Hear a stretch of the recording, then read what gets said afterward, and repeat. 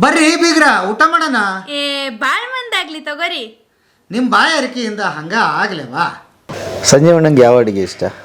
ಏನು ಊಟ? ಎಲ್ಲ ಅಡುಗೆ ಇಂಥದ್ದೇ ಇರಬೇಕು ಇಂಥದ್ದಿಲ್ಲ ಅಂತ ಹಾಗೇನಿಲ್ಲ. ಸಾಮಾನ್ಯ ಎಲ್ಲನೂ ಇಷ್ಟನೇ, ದಿನನಿತ್ಯದ ಆಯ್ತು.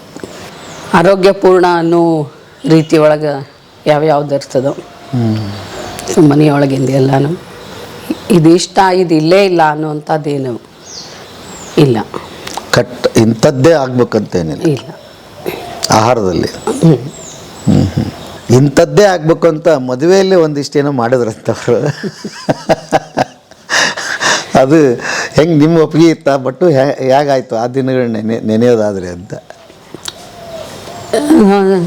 ಸ್ವಲ್ಪ ಅದು ಸಮಯ ತಗೊಂತು ವಿಚಾರಕ್ಕೆ, ಒಪ್ಪಿಗೆಗೆ ಇದನ್ನು. ಆದರೆ ನಮ್ಮ ಮನೆಯವರೆಲ್ಲರೂ ಅದಕ್ಕೆ ಒಪ್ಪಿದ್ರು ಅನ್ನೋದು ಅದು ದೊಡ್ಡದು. ಯಾಕಂದರೆ ಒಂದು ಸಂಪ್ರದಾಯಸ್ಥ ಮನೆಯವರು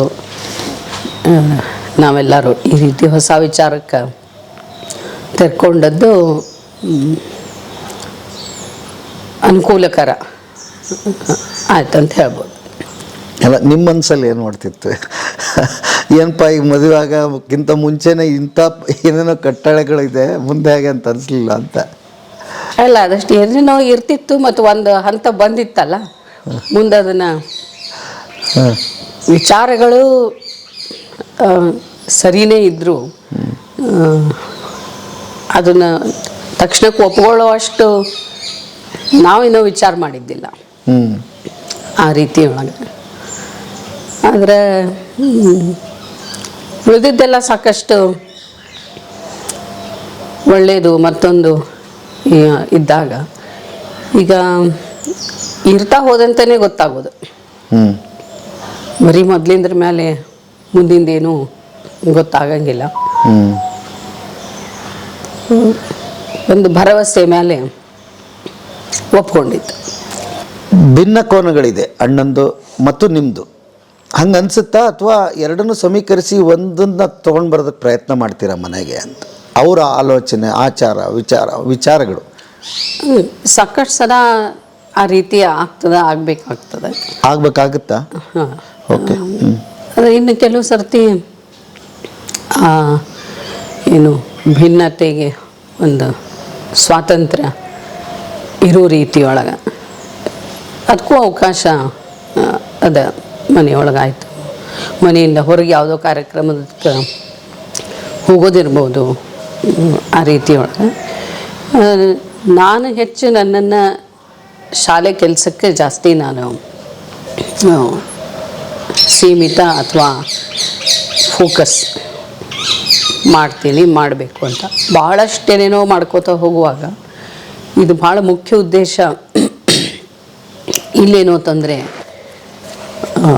ಆಗಬಾರ್ದು ಅಂತ ಸಾಕಷ್ಟು ಕೆಲಸದ ಒತ್ತಡ, ಬೇರೆ ಬೇರೆ ಒತ್ತಡಗಳು ಇರ್ತದೆ. ಹಾಗಾಗಿ ಕೆಲವೊಮ್ಮೆ ಕೆಲಸದೊಳಗೆ, ವಿಚಾರದೊಳಗೆ ಭಿನ್ನತೆ ಬರ್ತದೆ. ಆವಾಗ ಯಾವುದು ಹೆಚ್ಚು ಸರಿ ಅನ್ನೋ ರೀತಿಯೊಳಗೆ ಶಾಲೆಯನ್ನೂ ದೃಷ್ಟಿಯೊಳಗೆ ಇಟ್ಕೊಂಡು ನಾವು ಮಾಡಬೇಕಾದ್ರೆ ಸ್ವಲ್ಪ ವೈಯಕ್ತಿಕವಾದದ್ದು ಪಕ್ಕಕ್ಕೆ ಹೋಗ್ಬೇಕಾಗ್ತದೆ. ಏನು ಮನೆಯಲ್ಲಿ ವಿಚಾರ ನಡೆಯುತ್ತಾ? ಈಗಂತೂ ಅಣ್ಣ ಕಂಪ್ಲೀಟ್ ಸಮಾಜಮುಖಿ ಕೆಲಸಗಳಲ್ಲಿ ತೊಡಕೊಂಡಿದ್ದಾರೆ. ಏನೇನೋ ದೊಡ್ಡ ದೊಡ್ಡ ಆಸೆ ಆಕಾಂಕ್ಷೆಗಳನ್ನ ಇಟ್ಕೊಂಡಿದ್ದಾರೆ. ಅದರಲ್ಲಿ ತಮ್ಮ ಮೌಲ್ಯಗಳನ್ನ ಏನೋ ಹುಡುಕ್ತಿದ್ದಾರೆ. ಸಮಾಜಕ್ಕೆ ಇದು ಬೇಕು ಅಂತ ಏನೋ ಹೊರಡ್ತಾ ಇದ್ದಾರೆ. ಮನೇಲಿ ಏನಾದರೂ ಚರ್ಚೆ ನಡೆಯುತ್ತಾ? ಅಥವಾ ನೀವೇನಾದರೂ ಹೇಳ್ತೀರಾ ಹೇಗೆ ಅಂತ? ಎಷ್ಟೋ ಸರ್ತಿ ನಡೀತದೆ, ಹೀಗೆ ಅಂತಿಲ್ಲ. ಅದಕ್ಕೊಂದು ನಿಯಮಿತ ವೇಳಾಪಟ್ಟಿ ಆ ಥರ ಹಾಗೇನಿಲ್ಲ. ಇನ್ನು ಹೊಸದೊಂದು ವಿಷಯ ಬಂದಾಗ, ಕಾರ್ಯಕ್ರಮ ಬಂದಾಗ, ಚಟುವಟಿಕೆ ಇದ್ದಾಗ ಸಾಕಷ್ಟು ಸಲ ಚರ್ಚೆ ನಡೀತದೆ. ಮುಗಿದ ಮೇಲೇನೂ ಕೆಲವೊಂದು ಸರ್ತಿ ಅದು ಅಥವಾ ಹೆಂಗಾಯಿತು ಅಥವಾ ಏನು ಅದರೊಳಗೆ ಸರಿ ಇನ್ನೂ ಆಗಬೇಕಾಗಿತ್ತು, ಈ ಥರದ ಒಂದು ಚರ್ಚೆ ಆಯಿತು, ಏನೋ ಒಂದೆರಡು ಮಾತುಗಳನ್ನು ಹೇಳೋದಾಯಿತು, ಅದು ನಡೀತಿರ್ತದೆ. ಏನನ್ನ ಪಡ್ಕೋಬೇಕಾದಾಗ ಏನನ್ನ ಕಳ್ಕೊಬೇಕಾಗ್ತದೆ, ಏನನ್ನ ಪಡ್ಕೊಂಡ್ರಿ ಏನನ್ನ ಕಳ್ಕೊಂಡ್ರಿ ಅಂತ. ಹಿಂಗೆ ಅಂತ ಏನೋ ಹೇಳೋದು ಕಷ್ಟ. ಏನೋ ಕಳ್ಕೊಂಡ್ವಿ ಅಂತ ಹೇಳಲಿಕ್ಕೆ ಏನಾರ ಅದ ಅಂತ ಅನ್ಸಂಗಿಲ್ಲ. ಏನಿಲ್ಲ.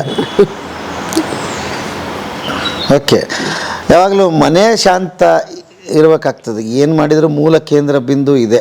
ನೀವು ಏನು ಸಾಧನೆ ಮಾಡ್ತಿರೋ, ಏನು ಪ್ರಶಸ್ತಿ ತೊಗೊಂಡು ಬರ್ತಿರೋ, ಎಂಥ ದೊಡ್ಡ ಹೆಸರಾದಾಗ ಕೂಡ ಮನೆಯಲ್ಲಿ ಅದನ್ನು ಕಾಪಾಡಿಕೊಳ್ಳೇಬೇಕಾಗುತ್ತೆ. ಬಟ್ ಅದು ದೊಡ್ಡ ಅದಕ್ಕೆ ಸಾಥು ಮನೆಯವರು ಕೊಡಬೇಕಾಗತ್ತೆ. ನೀವಾಗಲಿ ಮಕ್ಕಳಾಗಲಿ ಸಂಜೀವ್ ಅಣ್ಣಂಗೆ ಎಷ್ಟು ಹೇಗೆ ಸಪೋರ್ಟ್ ಆಗಿರ್ತೀರಿ ಅಂತ. ನನ್ನ ಪ್ರಕಾರ ಸಂಪೂರ್ಣ ಪ್ರೋತ್ಸಾಹ ಬೆಂಬಲ ಇದು ಕೊಟ್ಟಿದ್ದದ. ಮಕ್ಕಳು ಸಹಿತ ಅಂದರೆ ಈಗ ಸಾಕಷ್ಟು ದೊಡ್ಡವರಾಗಿರೋದ್ರಿಂದ ಅವರು ಬರೀ ಒಪ್ಕೊಂಡು ಒಂದು ಜೊತೆಗೆ ಹೋಗೋದು ಅಂತ ಅನ್ನೋದಕ್ಕಿಂತ ಅಂದ್ರೆ ತಮ್ಮ ವಿಚಾರಗಳನ್ನು ಇವತ್ತು ಅವರು ಹೇಳ್ತಾರೆ. ಅಂದರೆ ಯಾವುದಾದ್ರೆ ಸರಿ ಆದೀತು ಅಂತ ಹೇಳುವಷ್ಟರ ಮಟ್ಟಿಗೆ ಮಕ್ಕಳು ದೊಡ್ಡವರಾಗ್ಯಾರ. ಆದರೆ ಅವರಿಗೂ ಅವರವರ ದಾರಿ, ಅವರ ಶಿಕ್ಷಣನೋ ವೃತ್ತಿನೋ ಅದರೊಳಗೆ ಸ್ವತಂತ್ರ ಆಯ್ಕೆಗೂ ಅವರಿಗೂ ಅವಕಾಶ ಇತ್ತು. ಅದರ ಎಲ್ಲ ಪ್ರಯತ್ನದೊಳಗೂ ನಾವಿಷ್ಟೇ ಅಂತಲ್ಲ, ಅದು ನಮ್ಮ ಇಬ್ಬರ ಮನೆ ಕಡೆಯಿಂದನೂ ಪ್ರತಿಯೊಬ್ಬರದೂ ಬಹಳಷ್ಟು ಬೆಂಬಲ ಪ್ರೋತ್ಸಾಹ ಪ್ರತಿಯೊಂದರೊಳಗೂ ಇದ್ದದ್ರಿಂದನೇ ಇದಿಷ್ಟು ಮಾಡಲಿಕ್ಕೆ ಅವ್ರಿಗೆ ಸಾಧ್ಯ ಆಗ್ಯದ ಅಂತ ನಂದು. ಯಾಕಂದ್ರೆ ನಮ್ಮ ಮನೆಯ ಪ್ರತಿಯೊಬ್ಬರೂ ಇಬ್ಬರ ಕಡೆಯಿಂದನೂ ಆಯಿತು. ಭಾಳ ದೊಡ್ಡ ಸಪೋರ್ಟ್. ಈ ಮದುವೆ ಆದಮೇಲೆ ಆದರೂ ನಿಮ್ಮಿಬ್ಬರ ಮಧ್ಯೆ ಚರ್ಚೆ ನಡೀತಾ, ಯಾಕೆ ಹಂಗೆ ಮಾಡಿದಿರಿ ಅಂತ ಅವ್ರು ಕೇಳಿದ್ದಾಗಲಿ, ಮತ್ತೇನಾದರೂ ದೀರ್ಘವಾಗಿ ಅದು ಆಯ್ತಾ ಅಂತ? ಬಹಳ ದೀರ್ಘವಾಗಿ ಅಂತ ಆಗಲಿಲ್ಲ. ಯಾವಾಗೋ ಸ್ವಲ್ಪ ಹಿಂಗೆ ಯಾರಾದರೂ ಬಳಗದವ್ರು ಬಂದಾಗ ಮದುವೆಯನ್ನು ನೆನಪು ಮಾಡ್ಕೊಳ್ಳೋ ಸಂದರ್ಭ ಬಂದಾಗ ಇದು ಹೀಗಾಗಿದ್ದು ಸರಿ ಅಲ್ವೋ ಮತ್ತೊಂದಾಗಿ.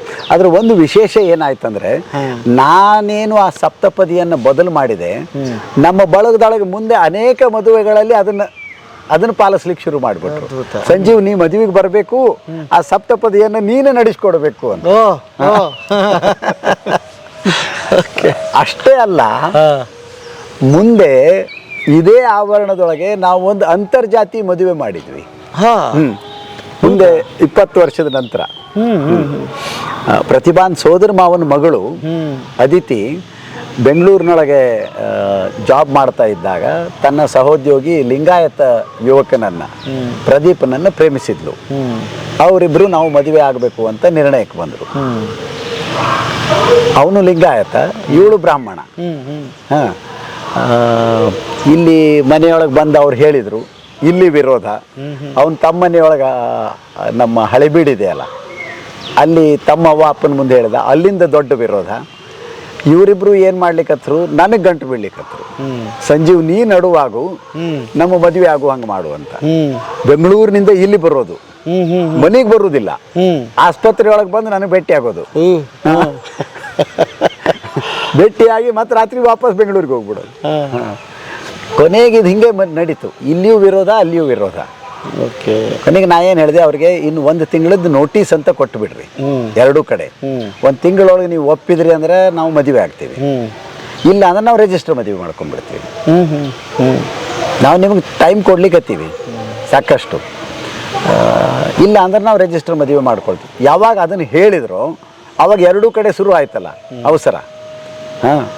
ಇಲ್ಲಿ ಏನು ವಿಶೇಷ ನಡೀತು ಅಂದರೆ, ಅದಿತಿಯ ಅಜ್ಜಿ, ತಾಯಿಯ ತಾಯಿ, ವಯಸ್ಸಾದವರು, ಬಹಳ ಸಂಪ್ರದಾಯಸ್ಥ. ಅವರು ಗದಗದ ಹತ್ತಿರ ಹುಯಿಲ್ಗೋಳದೊಳಗೆ ಇರ್ತಿದ್ರು. ಇವರೆಲ್ಲರಿಗೂ ಏನು ಚಿಂತೆ ಅಂದ್ರೆ, ಅವರು ಒಪ್ಕೊಳ್ತಾರೋ ಇಲ್ಲೋ ಈ ಮದುವೆಗೆ, ಹೆಂಗೋ ಮಾಡಿ ಅವಳ ಹಠ ಹಿಡಿದಿದ್ದರಿಂದ ನಾವು ಒಪ್ಕೋಬೋದು, ಅಜ್ಜಿ ಒಪ್ಕೊಳ್ತಾರೋ ಇಲ್ವೋ, ಅವ್ರು ಒಪ್ಪಿಗೆ ಇಲ್ಲದೆ ನಾವು ಮದುವೆ ಮನೆತನಕ್ಕೆ ಹಿರಿಯರವ್ರೀಗ ಅಂತ. ಒಂದ್ಸಲ ಭೇಟಿಯಾಗಿ ಅನಿವಾರ್ಯವಾಗಿ ಹೇಳಲೇಬೇಕಲ್ಲ ಸುದ್ದಿ. ಹೇಳಲಿಕ್ಕೆ ಹೋದ್ರಿ ಇವರು. ಮತ್ತು ಹಿಂಗೆ ಅದಿತಿ ಲಿಂಗಾಯತ್ ಹುಡುಗನ ಮದುವೆ ಆಗ್ಬೇಕಂತಾಳಂತ. ಆ ವ್ಯಕ್ತಿ ಎಷ್ಟು ಶ್ರೇಷ್ಠ ಅಂದರೆ, ಆ ಅಜ್ಜಿ ಆಗಲಿ, ಅದರೊಳಗೆ ಏನು ತಪ್ಪು, ಮುಗಿದು ಹೋಯ್ತಲ್ಲಿ. ಅದ್ಭುತ. ಓಕೆ. ಈಗ ನಿಮಗೆ ಮದುವೆ ಆಯಿತು, ಇಬ್ಬರು ಮಕ್ಕಳಾಗ್ತಾರೆ. ಮನೆಯಲ್ಲಿ ಮುಂದೆ ಅವ್ರ ಪಾಡಿಗೆ ಅವ್ರದ್ದು ಏನಿದೆ ಪಾಲನೆ, ಅವ್ರು ಒಂದು ವೇಳೆ ದೇವ್ರನ್ನ ಒಪ್ತಿದ್ರೆ ಅಥವಾ ಪೂಜೆ ಪುನಸ್ಕಾರ ಮಾಡ್ತಿದ್ರೆ ಹಂಗೇನಾದರೂ ಇವತ್ತು ಅವ್ರ ಪಾಡಿಗೆ ಅವರು ನಿಮ್ಮ ಪಾಡಿಗೆ ನೀವು ಇದ್ದೀರಾ ಅಥವಾ ನೀವು ಏನು ಬದಲಾವಣೆ ಆಗಿದೆಯಾ ಅಂತ? ಒಂದು, ನಾನು ವೈಯಕ್ತಿಕವಾಗಿ ಈ ಮನುಷ್ಯ ರೂಪದ ದೇವರು ಅನ್ನೋದ್ರೊಳಗೆ ನನಗೆ ವಿಶ್ವಾಸ ಇಲ್ಲ. ಹಾಗಾಗಿ ಮತ್ತು ಜಾತಿ ಸಂಬಂಧಿತ ಯಾವುದೇ ಆಚರಣೆ ಒಳಗೂ ನನಗೆ ವಿಶ್ವಾಸ ಇಲ್ಲ. ನಾನು ಅದನ್ನು ಯಾವುದೂ ಪಾಲಿಸಲಿಕ್ಕೆ ಹೋಗೋದಿಲ್ಲ. ಅದು ಶ್ರಾದ್ದ ಅಂತಿರ್ಬೋದು, ಮತ್ತೊಂದು ಯಾವುದೋ ಪೂಜೆ ಅಂತಿರ್ಬೋದು. ಹಾಗಾಗಿ ನಾನು ಅದರೊಳಗೆ ಪಾಲು ತಗೊಳ್ಳೋದಿಲ್ಲ. ಅದರ ಅರ್ಥ ನಾನು ಅದನ್ನು ನನ್ನ ಅಭಿಪ್ರಾಯವನ್ನೇ ಪ್ರತಿಭಾನ ಮೇಲೆ ಹೇರ್ತೀನಿ ಅಂತಿಲ್ಲ. ಅದು ಅವಳ ಸ್ವಾತಂತ್ರ್ಯ, ಅದು ಅವಳ ನಿರ್ಣಯ. ಅವಳಿಗೆ ಏನಾದರೂ ಯಾವುದಾದ್ರೂ ಪೂಜೆ ಒಳಗೆ ಮತ್ತೊಂದರೊಳಗೆ ಭಾಗವಹಿಸಬೇಕು ಅಂತಿದ್ರೆ ಅದು ಅವಳು ಅದನ್ನು ಮಾಡಬಹುದು, ಬಿಡಬಹುದು, ಅದು ಅವಳಿಗೆ ಬಿಟ್ಟಿದ್ದು. ಹಾಗೆ ನಡ್ಕೊಂಡು ಬಂದಿದ್ದದೆ ಇವತ್ತಿನವರೆಗೂ ಹಾಗೆ ನಡ್ಕೊಂಡು. ಅವರ ನಂಬಿಕೆ ಅವರಿಗೆ, ನಿಮ್ಮ ನಂಬಿಕೆ ನಿಮಗೆ. ಹೌದು. ಮಕ್ಕಳು ಏನು ಪಾಲಿಸ್ತಾರೆ ಈಗ ಇದ್ರೆ ಇಬ್ಬರಲ್ಲಿ?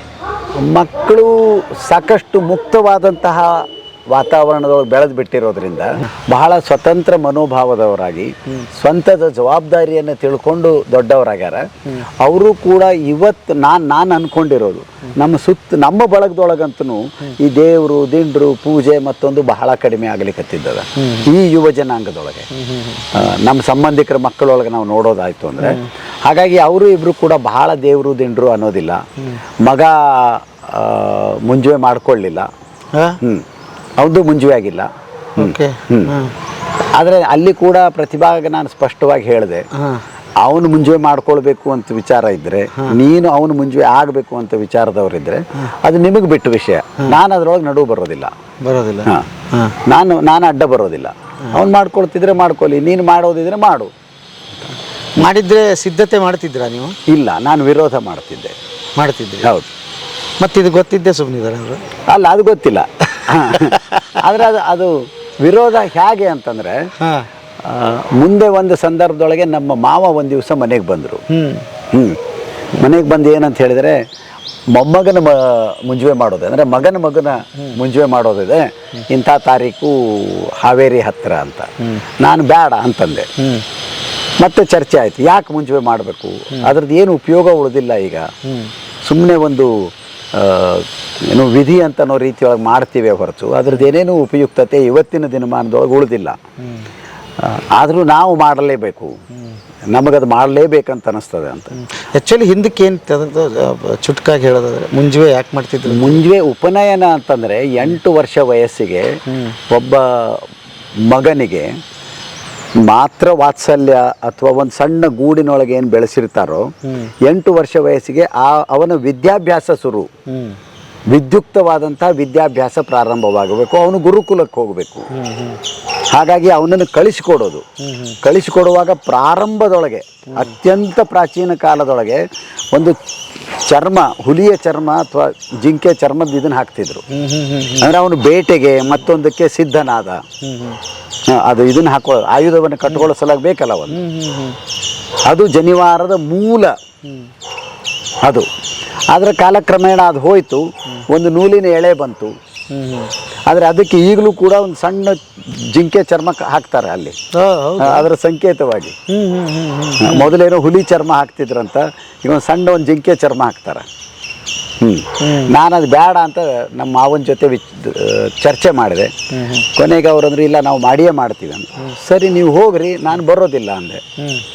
ನೀನು ಮನೆ ಅಳಿಯ, ನೀನು ಬರೋದಿಲ್ಲ ಅಂದರೆ ಹೆಂಗೆ ಅಂತ.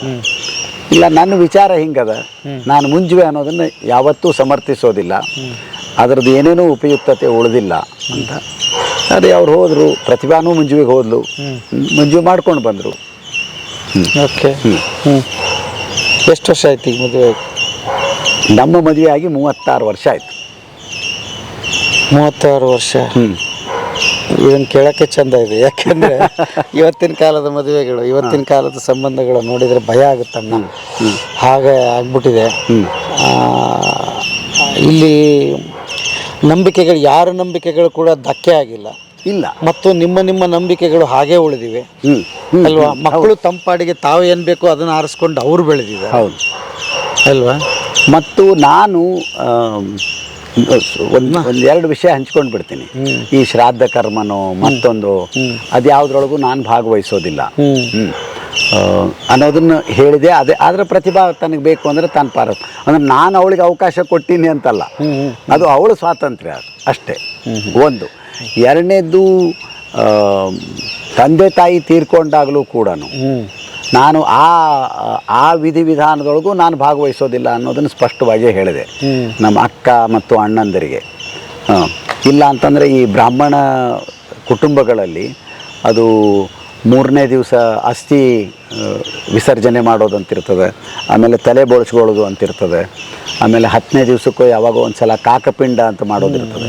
ನಾನು ಹೇಳಿದೆ ನನಗೆ ಅದರೊಳಗೆ ಯಾವುದ್ರೊಳಗೂ ವಿಶ್ವಾಸ ಇಲ್ಲ, ನೀವು ಮಾಡೋದಿದ್ರೆ ಮಾಡಿರಿ, ಬಾಕಿ ಜವಾಬ್ದಾರಿಗಳಂತೇನಿರ್ತದೋ ಜನ ಬರ್ತಿರ್ತಾರೆ ಹೋಗ್ತಿರ್ತಾರೆ ಅವ್ರದ್ದೇನೇನೋ ವ್ಯವಸ್ಥೆ ಮಾಡಬೇಕಾಗ್ತಿರ್ತದೆ ಅದೆಲ್ಲದಕ್ಕೂ ನಾನು ಮಾಡ್ತೀನಿ, ಅದರೊಳಗೆ ನಾನು ಇರ್ತೀನಿ, ಅದು ಇದು ಯಾವುದ್ರೊಳಗೂ ನಾನು ಇರೋದಿಲ್ಲ ಅಂತ. ನಾನು ಇವರೆಲ್ಲೆಲ್ಲೋ ಗುಡಿಗೆ ಹೋಗೋದು, ಬೇರೆ ಯಾವುದೋ ಹಳೆಬೀಡು ನೋಡ್ಲಿಕ್ಕೆ ಹೋದೆ, ಗದಗ ನೋಡ್ಲಿಕ್ಕೆ ಹೋದೆ, ಲಕ್ಕುಂಡಿ ನೋಡ್ಲಿಕ್ಕೆ ಹೋದೆ, ಬಾದಾಮಿಗೆ ಹೋದ್ವಿ. ಹೌದು, ನಾನು ಬರ್ತೀನಿ, ಭಾಳ ಸಂತೋಷದಿಂದಲೇ ಬರ್ತೀನಿ, ಗುಡಿ ಒಳಗೂ ಬರ್ತೀನಿ, ನಮಸ್ಕಾರ ಮಾಡೋದಕ್ಕಲ್ಲ, ಗುಡಿಯ ಸುಂದರವಾದಂಥ ವಾಸ್ತುಶಿಲ್ಪ ಇರ್ತದಲ್ಲ ಅದನ್ನು ನೋಡೋ ಸಲುವಾಗಿ ನಾನು ಬರ್ತೀನಿ. ಓಕೆ.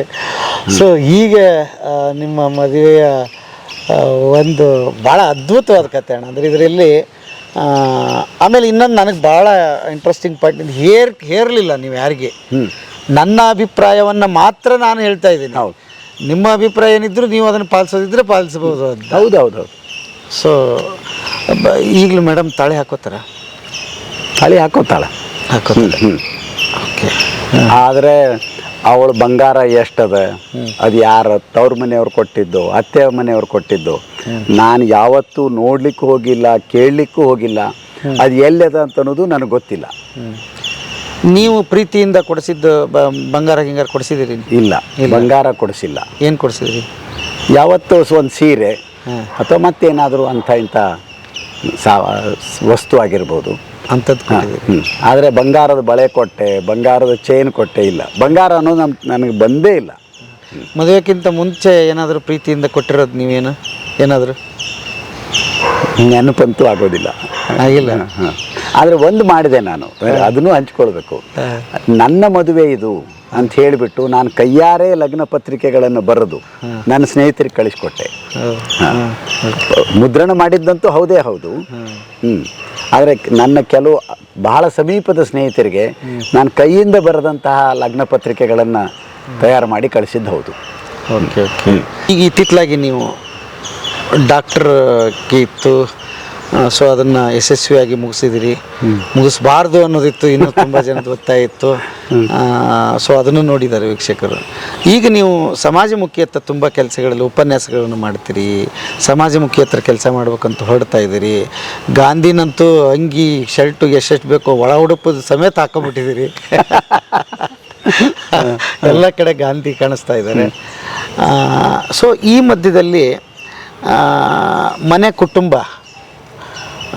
ಅದನ್ನು ಎಲ್ಲಿಯಾದರೂ ಮರ್ತು ಹೋಗ್ತೀನಿ ಅಥವಾ ಜವಾಬ್ದಾರಿಗಳು ಹೇಗೆ ಅದು ನಿಭಾಯಿಸ್ತಿದ್ದೀರಿ ಅಂತ ಎರಡು ಕಡೆ?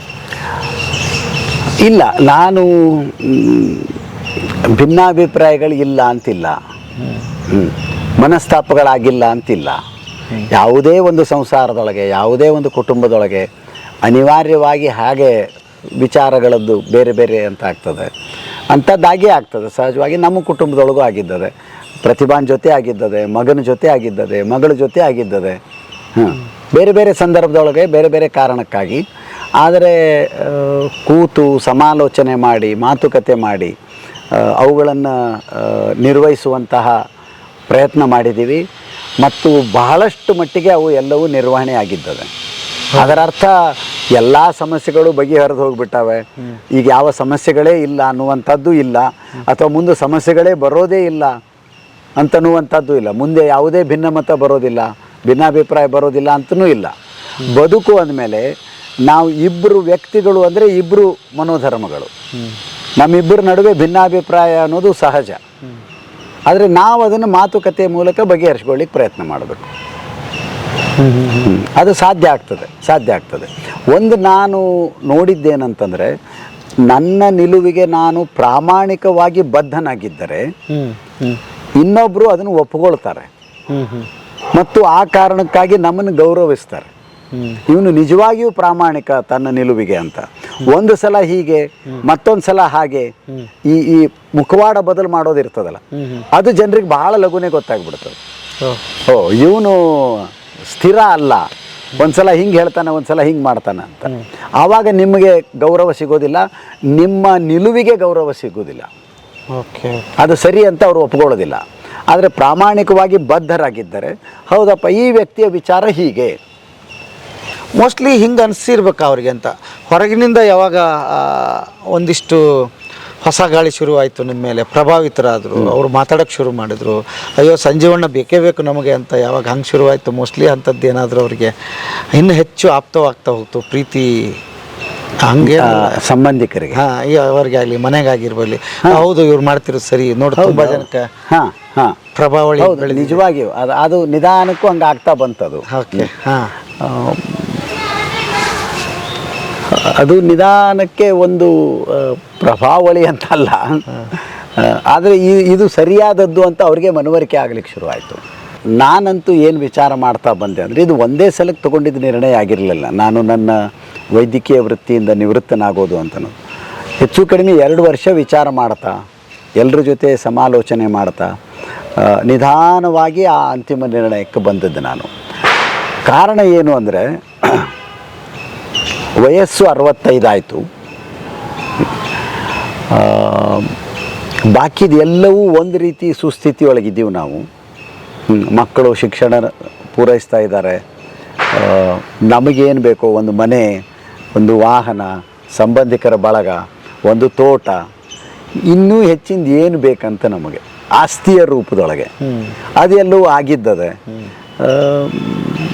ಹಾಗಾಗಿ ಈಗ ಈ ಮೈಯೊಳಗೆ ಶಕ್ತಿ ಇರುವಾಗಲೇ ನಾನು ವೈದ್ಯಕೀಯ ವೃತ್ತಿಯಿಂದ ಹೊರಗೆ ಬಂದಿದ್ದಾದರೆ ಇನ್ನೂ ಏನು ಮಾಡಬೇಕು ಅಂತಿದೆಯೋ ಅದು ಮಾಡಲಿಕ್ಕೆ ಸಾಧ್ಯ ಆಗ್ತದೆ ಅಂತ. ಇನ್ನೂ 10 ವರ್ಷ ಬಿಟ್ಟು 75 ವರ್ಷ ಆದಮೇಲೆ ಮಾಡ್ತೀನಿ, 80 ವರ್ಷ ಆದಮೇಲೆ ಮಾಡ್ತೀನಿ, ಆವಾಗ ಶಕ್ತಿ ಇರೋದಿಲ್ಲ. ನಾನು ಮನೆಯೊಳಗೆ ಇದನ್ನೇ ಚರ್ಚೆ ಮಾಡಿದೆ.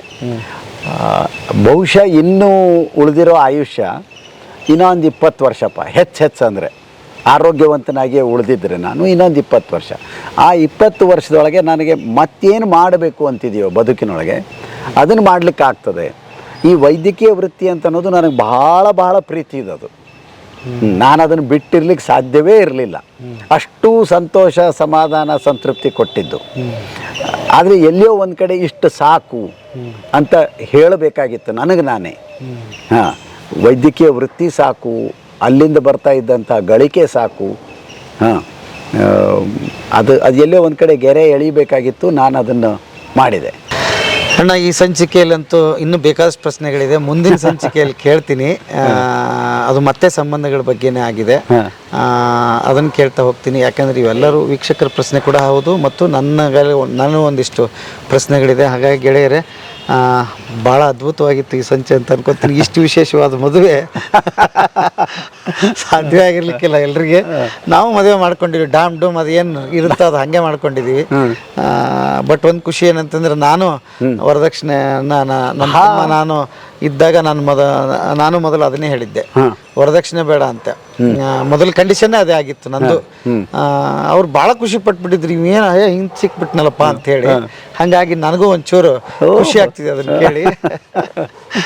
ಈಗಂತೂ ಬಿಡಿ, ಈಗ ವಧು ದಕ್ಷಿಣೆ ಬಂದಿದೆ. ಹೌದೌದು, ಈಗ ಅಲ್ಲಿ ಕನ್ಯೆ ಸಿಗ್ಲಾರ್ದ ಕಾರಣ ವಧು ದಕ್ಷಿಣೆ ಬಂದಿದೆ. ಹಾಗೆ ಬದಲಾಗಬೇಕು, ಅದು ಖುಷಿ ವಿಚಾರ. ಹೌದು, ಖುಷಿ ವಿಚಾರ ಅದು. ಯಾಕಂದ್ರೆ ಹೆಣ್ಣು ಮಕ್ಕಳು ಹಂಗೆ ಬಂದ್ರಲ್ಲ ಅನ್ನೋದೇ ಭಾಳ ಖುಷಿ. ಹಾಗಾಗಿ ನಿಮ್ಮ ಮದುವೆ ವಿಚಾರದಿಂದ ಇನ್ನೂ ಏನೇನೋ ಕೇಳಿದ್ದೀನಿ, ಆ ವೀಕ್ಷಕರಿಗೆ ಮೋಸ್ಟ್ಲಿ ಖುಷಿಯಾಗಿರುತ್ತೆ ಅಂತ ಅಂದ್ಕೊಂಡಿದ್ದೀನಿ. ನೆಕ್ಸ್ಟ್ ಎಪಿಸೋಡ್ ಮಿಸ್ ಮಾಡಬೇಡಿ, ಅದ್ಭುತವಾದ ಎಪಿಸೋಡ್ ಇದೆ. ಸಸ್ಪೆನ್ಸು, ಕಾಯ್ತಾ ಇರಿ, ಭಾಳ ಚೆನ್ನಾಗಿದೆ. Thank you. ಓ, ಥ್ಯಾಂಕ್ ಯು. ನಮಸ್ಕಾರ. ಹಾಂ, ಹಂಗಾಗಿ ಅದು ಒಂಚೂರು ನಡೀತಾ ಇದೆ ಇವತ್ತು. ಹಂಚಿಕೊಂಡು ತಿನ್ನೋದು. ಹೌದೌದು, ಹಂಚ್ಕೊಳ್ಳೋದ್ರೊಳಗೆ ಸುಖ ಇರೋದು, ಹಂಚ್ಕೊಳ್ಳೋದ್ರೊಳಗೆ ಅಲ್ಲ. ಹಂಗಾಗಿ ಆಮೇಲೆ ಎಲ್ಲವೂ ನಮ್ದು ಅಲ್ಲ ಅಣ್ಣ, ಎಲ್ಲವೂ ನಮ್ದು ಅಲ್ಲ. ನಾವು ನಿಂತಿದೀವಿ ಅಂದ್ರೆ